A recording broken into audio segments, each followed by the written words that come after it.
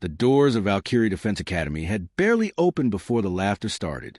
Tobin Merik stood at the threshold of the grand entry hall, duffel bag slung over one shoulder, blinking up at a ceiling that stretched 3 stories high and crawled with cadets from a dozen alien species. Scaled Dracarys warriors with ridged spines, towering Voss with their 4 arms and stone-gray skin, sleek Ilian cadets who moved like they were gliding rather than walking, and there, in the middle of it all, one soft, pale, distinctly unimpressive human. "That's the new recruit," someone snickered from the crowd. A Dracary cadet with copper scales stepped forward, looking Tobin up and down like he was inspecting a piece of furniture someone had left in the wrong room. No claws, no scales, no exoskeleton. What exactly does this thing fight with disappointment? The hall erupted. Dozens of cadets joined in, pointing, whispering, some outright howling with laughter. Tobin felt his face flush, but he kept walking, kept his shoulders square, kept his eyes forward. He'd expected this. Humanity was the newest species to join the Interstellar Defense Coalition, and Earth had a reputation, not for strength, but for being soft, comfortable, sheltered behind layers of technology that did all the surviving for them. What none of them knew was that Tobin wasn't from comfortable Earth. He was 3 steps past a Dracary cadet when the Academy security archway, a shimmering field every new arrival had to pass through for identification and threat assessment, flared a deep, pulsing red. The laughter stopped as if someone had hit a switch. Warning. Species classification. Homo sapiens, Earthborn, Deathworld Adjacent. Threat tier, unverified. Do not engage without authorization. The words hung in glowing crimson letters above the archway, visible to the entire hall. Cadets who had been mid-laugh froze with their mouths still open. The Dracary who called Tobin disappointment took an actual step backward, copper scales bristling. Deathworld Adjacent? A Voss cadet rumbled, confusion creasing his stone-gray brow. What does that mean? Nobody answered, because nobody knew. Whispers rippled outward to the hall, like a stone dropped in still water. Deathworld.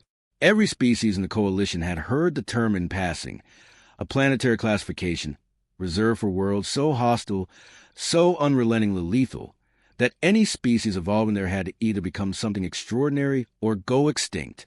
There were rumors of Deathworld species in old Coalition records, creatures of nightmare, things that shouldn't exist, soldiers whose home planets had tried to kill them every single day of their lives before they even left the cradle. And the scanner had just classified the soft, unscaled, weak-looking human as adjacent to 1. Tobin kept walking, expression unreadable, though inside his chest's heart was hammering.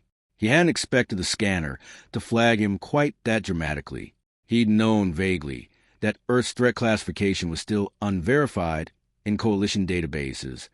Humanity had only joined 2 years ago, and nobody from the Coalition had ever actually tested a human's limits. But seeing it broadcast in glowing red letters above a room full of cadets who'd just been laughing at him, that was new. A registration officer, a thin, silver-skinned Kabari with enormous black eyes, hurried over, scanning a datapad nervously. "Cadet Merik? Tobin Merik." "That's me." The officer's eyes flicked between Tobin and the still glowing warning above the archway. There seems to be a classification anomaly. Your species file is marked incomplete. Most species in the Coalition have centuries of data. Yours has..." He checked the pad again. 2 years. And most of that data appears to be classified above my clearance level. "That happens a lot," Tobin said simply. The officer didn't seem to know what to do with that. Around them, the hall had gone eerily quiet, every cadet pretending not to stare while staring intently.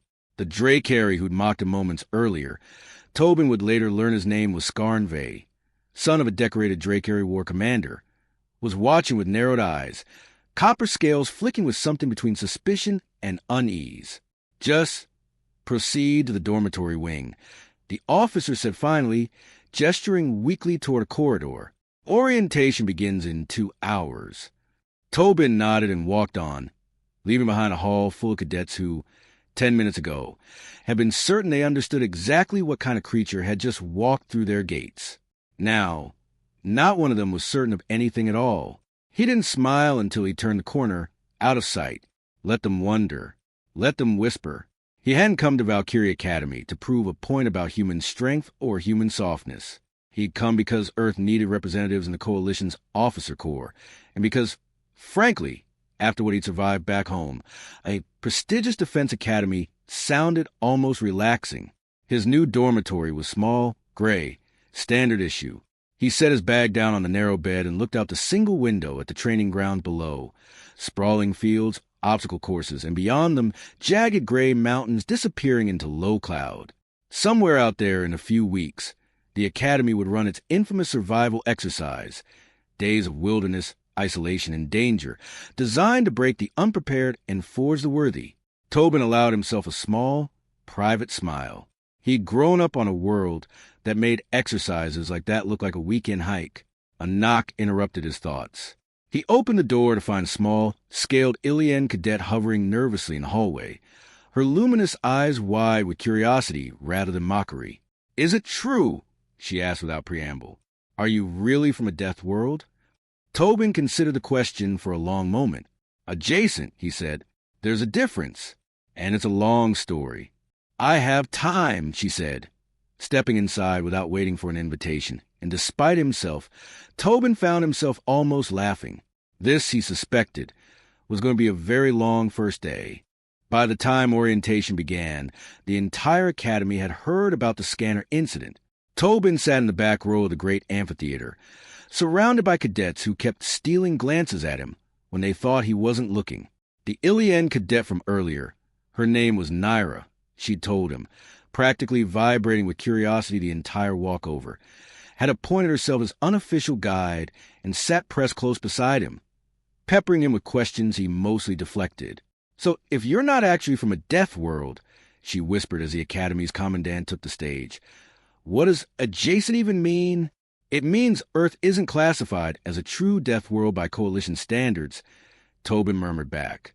"But it's close enough that the data made the scanner nervous. Earth has predators, diseases, natural disasters, extreme environments, everything a death world has, just slightly less concentrated, slightly less constant." "Slightly," Naira repeated, unconvinced. "The scanner doesn't say do not engage without authorization for slightly." Tobin didn't answer that, because she wasn't wrong. At the front of the amphitheater, Commandant Threll, an imposing white-maned Voss elder with battle scars crisscrossing one side of his face, addressed a new class of cadets. His voice was a deep, gravelly rumble that filled the entire hall, without need for amplification. "You have all been selected because your species coalition representatives believe you have what it takes to defend our shared worlds," he began. "Some of you come from species with millennia of martial tradition. Others," his gaze swept the room and landed, for just a moment, on Tobin, "come from species we're still learning to understand." A ripple of whispered laughter went through a cluster of Dracarys cadets near the front. Scarnve was among them, arms crossed, copper scales catching the light. "Let me be clear," Threll continued, his tone hardening. "This academy does not care where you come from. It cares what you can survive, what you can endure, and who you can save when everything goes wrong. History is full of warriors who underestimated an opponent based on appearance and paid for that mistake with their lives. I expect better judgment from my cadets." His eyes lingered on the Dracary cluster a beat too long for it to be coincidence, and several of them shifted uncomfortably. After orientation, cadets dispersed toward their assigned training squads. Tobin found himself grouped with Naira, two Voss cadets named Brask and Kor, a quiet Kabari engineer track cadet, and, to absolutely no one's surprise except possibly Tobin's own, Scarnve. "Of course," Scarn muttered when the squad assignments were posted, glaring at Tobin like he'd personally arranged the pairing out of spite. "I get stuck with the science experiment." "Scarn," Brask rumbled warningly. The larger Voss cadets, four arms crossing in a gesture that on a human would have looked almost paternal. The Commandant just said... I heard what the Commandant said. Scarn's tail lashed once, sharp and irritated. "Doesn't change what my eyes tell me. Soft skin, no claws, no natural armor. I don't care what some scanner flashed. I've fought 100 sparring matches, and I know what strength looks like, and it doesn't look like that." He jabbed a clawed finger at Tobin without quite making contact. Tobin met his gaze evenly, neither flinching nor rising to the bait. "You're welcome to find out for yourself sometime," he said calmly. "Until then, I'd rather we just got through training without you wasting energy hating me. We're going to need each other eventually." Something flickered behind Skarn's reptilian eyes. Surprise, maybe, that the soft, weak-looking human hadn't cowered or snapped back with equal hostility. He said nothing more, just turned and stalked toward the training field, tail flicking with barely suppressed irritation. "He's not usually that bad," Naira offered apologetically as their squad followed. "His father is a war commander. Big shoes to fill. I think he's scared someone weaker than him might end up looking better in front of the instructors." "I'm not trying to look better than anyone," Tobin said.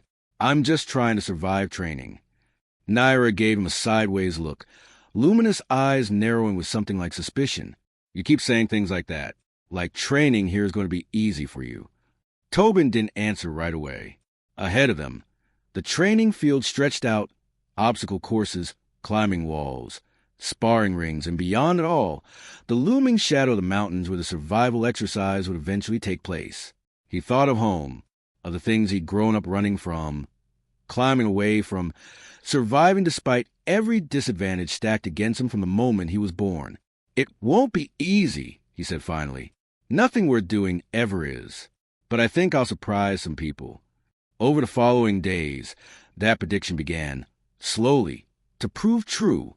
During endurance drills, Tobin lagged at first. His raw speed and strength genuinely were unremarkable compared to Dracarys quickness or Voss raw power. The other cadets snickered when he finished circuits last, when his sparring technique looked clumsy and unrefined next to centuries-old alien martial traditions. But something strange happened on the third day, during a long-distance endurance run across rough terrain in pouring rain. One by one, cadets who'd far outpaced Tobin in the first kilometer began to slow. The Dracarys, built for speed and short bursts, flagged badly after the second hour. Even the powerful Voss began to show fatigue by the third. Tobin, slower than nearly everyone at the start, simply kept going, steady, unbothered by the cold rain soaking through his uniform, unbothered by the mud, unbothered by hours of relentless effort that had reduced half the squad to exhausted, miserable husks. He finished mid-pack, not first, but far from last, and noticeably, suspiciously fresher than cadets who'd started twice as fast. "How?" Skarn demanded that evening, water still dripping from his scales as he glared across the dormitory common room. "Were you not exhausted? You're built wrong for that kind of distance." Tobin just shrugged, toweling off his hair. "Guess I'm built for something else." Skarn's eyes narrowed, suspicion warring with something that, though he wouldn't have admitted it, looked almost like grudging interest. Whatever the scanner had flagged about humans, he was beginning to suspect it wasn't nothing. 3 weeks into training, the Academy announced the exercise every cadet both dreaded and secretly craved. The Crucible. 5 days, Instructor Vale explained, her sharp Kabari features grave as she addressed the assembled squads at the base of the mountain range. No technology beyond basic medical kits and emergency beacons. Your squad will be dropped into the wilderness and must reach the extraction point on the far side of the range. Along the way, you will face terrain hazards, simulated threats, and, this is not simulated, genuine environmental danger. Cadets have been seriously injured in past crucibles. One died 11 years ago from a fall that proper caution would have prevented. A nervous murmur went through the gathered cadets. "This is not a test of strength," Vale continued. "It is a test of judgment, endurance, and teamwork. Squads that abandon injured members, or that fail to demonstrate basic survival competency, will fail regardless of how quickly they reach extraction." Tobin's squad exchanged glances. Brask looked grimly determined. Kor looked nervous but resolute. Naira looked, as ever, intensely curious. About the exercise, about the mountain, and not so subtly about how Tobin would handle terrain that, by all appearances, should have been brutally difficult for an unscaled, clawless human. Skarn looked irritated, as he generally did, but Tobin had noticed something shifting in the Dracarys' demeanor over the past weeks. Less open contempt, more wary, watchful assessment, as though Tobin were a puzzle Skarn couldn't quite solve and resented for it. They were dropped at the eastern edge of the range just after dawn, a transport pod depositing them on a narrow plateau before lifting away and leaving the squad alone with nothing but packs, basic gear, and several days of unforgiving terrain between them and the extraction point. The first day went smoothly enough, a long hike through forested foothills, the squad working reasonably well together despite simmering tensions. Brask's raw strength proved useful clearing fallen trees from their path. Kor's engineering instincts helped them rig a rope crossing over a fast-moving stream. Naira's keen eyesight spotted hazards long before anyone else noticed them. Tobin, for his part, simply moved.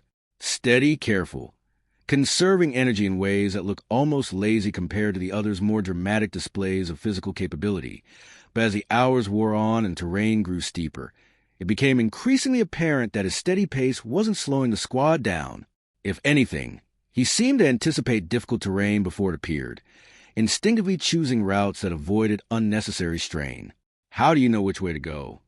Kor asked during a brief rest on the second day, watching Tobin study a ridge of jagged gray rock with an expression of calm assessment rather than the apprehension everyone else clearly felt. "Experience," Tobin said simply. "Bad terrain has patterns. You learn to read them." "Where did you learn that?" Skarn asked, not quite managing to keep the edge of suspicion out of his voice. Tobin considered how much to share. "Where I'm from, terrain like this isn't exercise. It's just Tuesday." Skarn's scaled brow furrowed, but before he could press further, Naira's voice cut to the conversation, sharp with alarm. "Wait, where's Brass?" The squad's heads turned. Brass had been scouting a narrow ledge 20 meters ahead, testing a possible route up a steep rock face that the squad needed to cross to stay on schedule. The ledge was empty. "Brass!" Kor's voice cracked with panic, scrambling toward the rock face. The others followed, and as they rounded an outcropping of stone, Tobin saw it immediately. A section of the ledge had crumbled away, and 20 feet below, on a narrow rocky shelf jutting from the cliffside, Brass lay motionless, one arm bent at a wrong angle, dark blood seeping from a gash along his temple. "Oh no," Naira breathed, her luminous eyes wide with horror. "Oh no, oh no. Is he breathing?" Kor called down, voice tight with fear. "Brass, can you hear me?" A faint groan rose from below. Brass was alive, but barely conscious, and the ledge he landed on was narrow, exposed, and perched above a much longer drop. The rock face leading down to him was steep, crumbling, and slick with moisture from an unseen spring somewhere above. The squad froze. Kor took a half step toward the cliff edge and immediately recoiled, vertigo and fear playing on his face. Naira's hands trembled as she fumbled for the emergency beacon. We should call for evac," the instructor said. "Evac will take 20 minutes minimum from this position," Skarn said, voice tight, eyes locked on the unstable rock face with open dread. He'd clearly already calculated the risk and found it unacceptable. "He's bleeding. We don't know how badly. We don't know what's broken inside." "Then what do we do?" Kor demanded, panic edging into his voice. For a moment, nobody moved. The wind howled across the exposed cliffside. Below them, Brass groaned again, weaker this time, and somewhere in that sound was a clock ticking down that none of them could see, but all of them could feel. That was when Tobin stepped forward, already shrugging off his pack, his expression calm in a way that contrasted sharply with the fear etched into every other face on that ledge. "I've got him," he said simply, and reached for the medical kit at his belt. "Are you insane?" Skarn's voice cracked across the cliffside, sharp with something that, despite weeks of contempt, sounded almost like genuine alarm. "That rock face is unstable. One wrong step, and you'll end up exactly like him, if you're lucky." Tobin was already studying the rock face, eyes tracing a path down through cracks and outcroppings that, to the others, probably looked like nothing more than chaotic stone. "There's a route," he said. "It's not the one Brass tried." He went left, where the rock's been weathering loose for years. "See the discoloration? That's water damage. It's been crumbling slowly. The path on the right looks worse, but it's actually solid granite. Different mineral composition. You can tell by the color." "You can tell what by the color?" Kor asked, bewildered. "There's no time to explain mountaineering theory." Tobin said, already securing a length of rope to a solid outcrop and looping around his waist with quick, practiced movements that betrayed far more experience than any of them had given him credit for. Naira, can you keep eyes on Brask and tell me the moment anything changes? Core, anchor this rope and do not let go no matter what.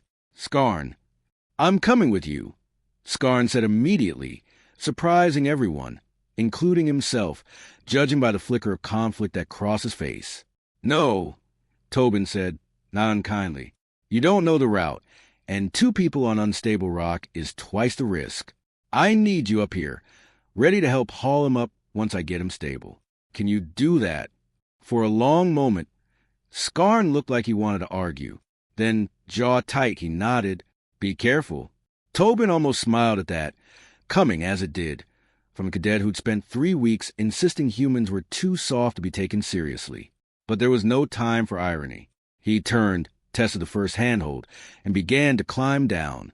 The descent was treacherous, but Tobin moved with a calm, methodical confidence that seemed almost unnatural given the danger. Loose gravel skittered away beneath his boots.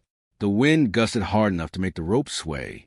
Twice his foot slipped on damp stone, and twice he caught himself without panic, adjusting his grip and continuing downward as though setbacks like this were simply expected, ordinary, nothing to fear. Because they were. He'd spent his childhood climbing terrain far worse than this, in conditions far more hostile, with consequences far more permanent than a training exercise score. A cliff face on a planet that wanted you dead made an Academy's crucible feel almost gentle by comparison. He reached Brask's ledge 11 minutes later, breathing hard but steady, and immediately dropped into a crouch beside the injured cadet. Brask, can you hear me? A weak groan answered him. Brask's eyes fluttered open, glassy with pain and confusion. Tobin? What? You fell. You're hurt. I need you to stay still while I check you over, all right? Tobin's hands moved with practiced efficiency, checking pupils, checking pulse, gently probing for broken bones with a careful, professional touch that bore no resemblance to the clumsy, unrefined sparring technique he displayed in training. He found the break quickly. Brask's left arm, fractured below the elbow, and a deep gash along his temple that had bled heavily, but thankfully wasn't pulsing in a way that suggested a more serious head injury. Arm's broken, Tobin called up. Head wound looks bad, but it's not life-threatening. Scalp wounds bleed a lot even when they're shallow. I need to splint the arm and stop this bleeding before we move him. From the medical kit, Tobin produced a compress, pressing it firmly against a gash while Brask hissed in pain. I know, I'm sorry. Just hold still. With quick, sure movements, he secured the bandage, then turned to the arm, using a section of rigid packaging from the kit and strips of cloth to fashion a splint that, while not pretty, would hold the bone stable for climb up. Where did you learn this? Brask asked through gritted teeth, wincing as Tobin tightened the splint. Where I'm from, you learn first aid before you learn to read. Tobin said simply. Now, this next part's going to hurt. I need to get you into a harness so the others can pull you up, and there's no gentle way to do that with a broken arm. What followed was a careful, grueling process, securing Brask into a makeshift harness, signaling up to Core and Skarn, coordinating the careful, painful ascent while Tobin climbed alongside, steadying Brask whenever he swung too close to the rock face, talking him through the pain with a calm, steady voice that somehow cut through panic and agony alike. By the time they reached the top, all 4 remaining cadets were soaked in sweat and trembling with exertion and adrenaline, but Brask was alive, stable, and, thanks to Tobin's quick action, likely to keep his arm fully functional once properly treated. Naira activated the emergency beacon the moment Brask was safely on solid ground, and the squad collapsed around their injured teammate, exhaustion and relief washing over them in equal measure. Skarn sat heavily beside Tobin, staring at him with an expression that had completely shed its earlier contempt, replaced instead by something raw and unsettled, the look of someone whose entire worldview had just been quietly, irrevocably dismantled. You weren't even scared, Skarn said finally, voice low. Climbing down there. You weren't scared at all. Tobin looked out at the mountains, at the long shadows stretching across the valley below as evening approached. I was plenty scared, he admitted. Fear doesn't go away just because you got experience. You just learn how to keep moving with it anyway, Scarn said nothing for a long moment, processing that in a way that seemed to cost him considerable effort. "I called you weak," he said eventually, "on the very first day." "You did. I was wrong." It wasn't quite an apology, not yet, but it was close enough that Tobin recognized the shape of it, and said nothing more, letting the silence between them settle into something that, for the first time, felt less like rivalry and more like the fragile beginning of respect. The medical evacuation team reached them within the hour, stabilizing Brass further and confirming what Tobin had already diagnosed: a clean fracture, easily treatable, and a concussion that would require monitoring but pose no lasting danger. The squad would be permitted to continue the crucible once Brass was cleared, though the Academy granted them a full day's rest at a secured waypoint to recover from the ordeal. That evening, as the squad sat around a small fire at the waypoint shelter, the mood was subdued, contemplative. Brass, his arm now properly set and his head wound cleaned and bandaged, sat propped against a supply crate, watching Tobin with an expression of quiet, searching gratitude. "You saved my life today," Brass said finally, breaking the silence. "I know how that sounds," said out loud, dramatic, like something from a recording. "But it's true. If that arm had bled longer, if I'd been moved wrong, if—" He stopped, shook his head. "Thank you. You'd have done the same for me," Tobin said simply. "Would I have known how?" Brass asked, and there was no bitterness in the question, only genuine curiosity. "None of us knew what to do. We just stood there, panicking, while you walked down a cliff like it was nothing." "It wasn't nothing," Tobin said. "I was terrified the whole time. I just didn't let it stop me, because stopping wasn't an option." Kor, sitting cross-legged near the fire, tilted his head curiously. "Is that the Deathworld thing? The adjacent thing? Is that what the scanner meant?" Tobin considered the question for a long moment, the firelight flickering across his face. He'd avoided this conversation for weeks, deflecting curiosity with vague non-answers, but something about the day's events, about Scarn's quiet, dismantled certainty, about Brass' genuine gratitude, made him feel, for the first time, like the truth might actually land the way he meant it to. "Earth isn't a paradise," he said finally. "It's not hell, either. Not like a true death world, where everything is actively trying to kill you every second. But it's unforgiving in its own way. We've got predators that can kill an adult human in seconds, diseases that wiped out a third of entire populations before we understood how to fight them, climates that range from frozen wasteland to scorching desert, sometimes on the same continent, natural disasters that level cities without warning. And on top of all of that, for most of our history, we fought each other constantly. Wars, famine, scarcity, every kind of conflict you can imagine." He paused, staring into the fire. "The thing is, none of that made us physically stronger than other species. Not really. We're not faster than a Dracarys.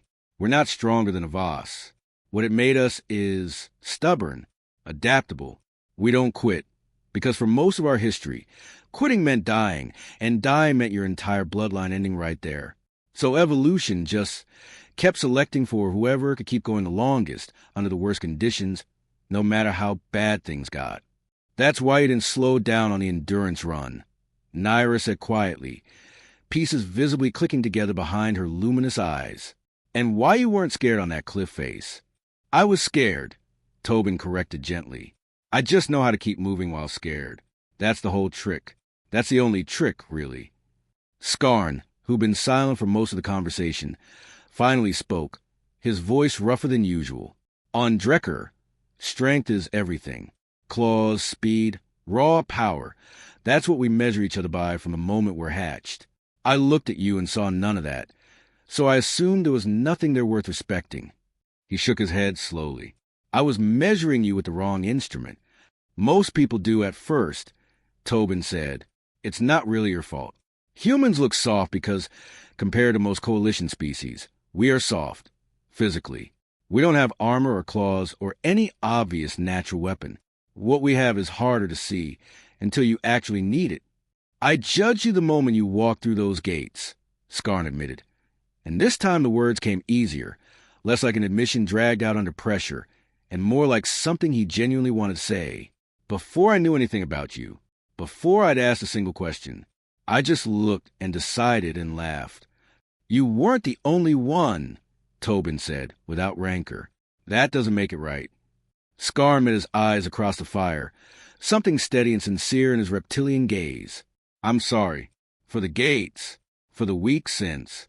For nearly getting myself in trouble, trying to prove a point that turned out to be completely wrong. Tobin studied him for a long moment, weighing the apology, recognizing the genuine effort it had taken a cadet as proud as Scarn to offer it. Then he nodded, simply, without dramatics. Apology accepted, he said. Here's something to take with you, though, since you're clearly the type who need to understand why before you'll really believe something. Never judge strength by appearance. Ask questions instead. You have learned in 2 minutes of conversation what it took you 3 weeks and a cliff face to figure out the hard way. Scarn huffed out something that might have been a laugh, might have been a sigh. Noted, painfully, the fire crackled between them. And for the first time since Tobin had walked through the academy gates, the silence that settled over the group felt less like wary tension and more like something closer to camaraderie. The remainder of the crucible passed without further incident, though without incident was a relative term, given the terrain, the weather, and the genuine danger the mountain range continued to present at every turn. The squad reached the extraction point on the 5th day, exhausted, battered, but intact, every member accounted for, and, more importantly, every member having learned something about the others that mere words could never have taught them.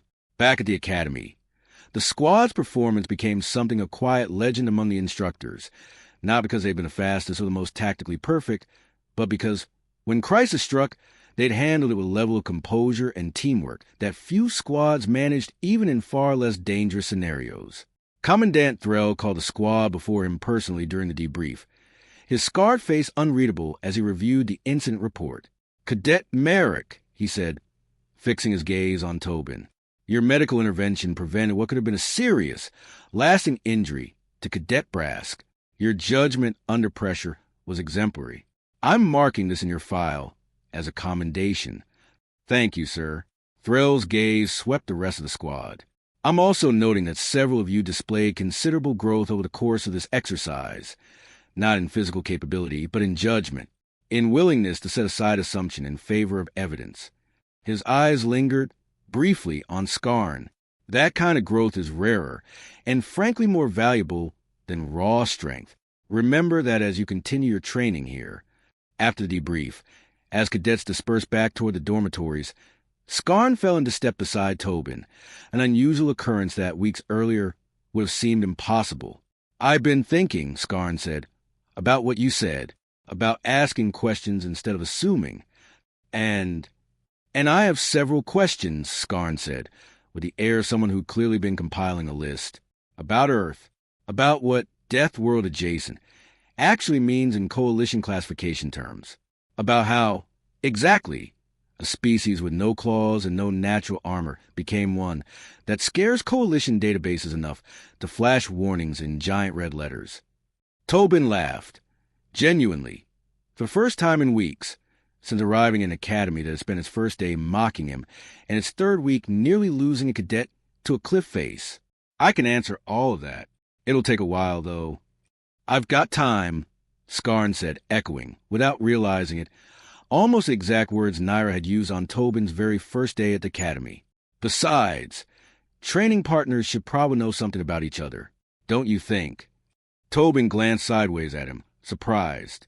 Training partners? Unless you object, Scarn said, with the closest approximation of nervousness Tobin had yet seen from the proud Dracari cadet. I could use someone who actually thinks before reacting. And apparently you could use someone who isn't terrified of cliff faces, given how casually you treat them. I wasn't casual about it, Tobin protested. I was terrified the entire climb. You hit it well. Years of practice. They walked in companionable silence for a moment, the setting sun casting long shadows across the academy grounds that weeks ago had echoed with mocking laughter at the sight of a soft, unimpressive-looking human cadet, and now held something far closer to mutual respect. For what it's worth, Scarn said eventually, his tone quieter, more genuine than Tobin had yet heard it, I'm glad the scanner flashed that warning, not because of what it said, because of what it made me actually look at instead of just assuming. Tobin considered that. Consider the entire strange, eventful first month of his time at Valkyrie Defense Academy. From mockery to warning to crisis to, finally, this something resembling friendship, built not on first impressions, but on actions, on evidence, on the slow, deliberate work of actually getting to know someone instead of judging them by the softness of their skin or the absence of claws. Strength comes in a lot of different shapes, Tobin said finally, as they reached the dormitory steps. Most people just need a reason to look past the first one they see. Scar nodded slowly, something like genuine respect settling into his expression. Earned, finally, not through appearance, not through assumption, but through the simple, unglamorous truth of actions that spoke louder than any first impression ever could. Behind them, the Academy's training grounds stretched out toward the mountains, where somewhere in the cold gray stone, the lesson Tobin had carried with him from one of the galaxy's harshest worlds had just taken root in a place that desperately needed it. It was, he reflected, a decent start to 4 years of training. It would not, he suspected, be the last lesson the Academy's cadets would learn from the soft-looking human who'd walked through their gates and silenced an entire room without lifting a single weapon,